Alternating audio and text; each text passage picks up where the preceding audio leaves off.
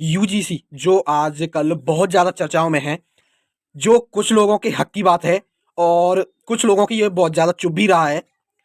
UGC क्यों ज़रूरी है, ये आज मैं अपने साथ जो घटना हुई है, मेरे साथ जो घटना हुई है, वैसे मेरे साथ नहीं है, एक टीचर के साथ हुई थी, लेकिन वो कुछ बोल नहीं पाए थे क्योंकि वो नीची जाति से थे।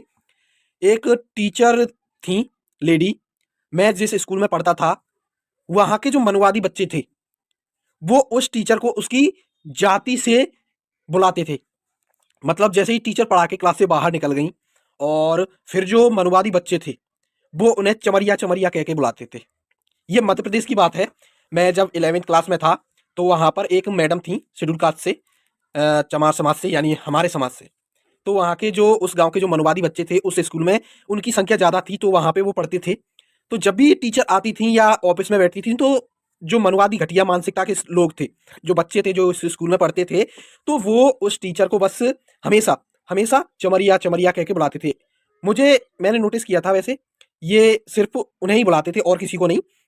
और वो टीचर इस बात पर कोई रिएक्ट भी नहीं करती थी, क्योंकि रोजी-रोटी को छोड़कर कोई विवादों में नहीं फँसना चाहता।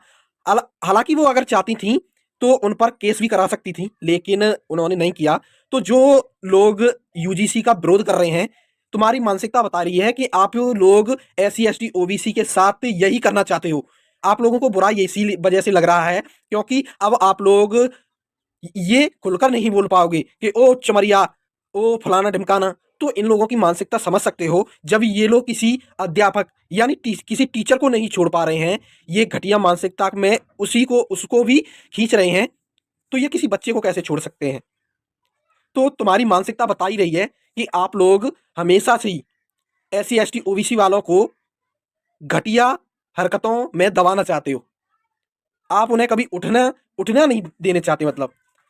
तो हमारे देश की सरकार तो अनपढ़ है, वो तो कुछ नहीं कर सकती। लेकिन सुप्रीम कोर्ट में जो लोग बैठे हैं, वो वेल एजुकेटेड हैं, बहुत पढ़े लिखे हैं, वो ज़रूर करेंगे कुछ ना कुछ जो उनके हाथ में है। तो मैं सुप्रीम कोर्ट को तो भाई सैल्यूट करूँगा कि तुम लोगों ने ये अच्छा फैसला दिखाया है।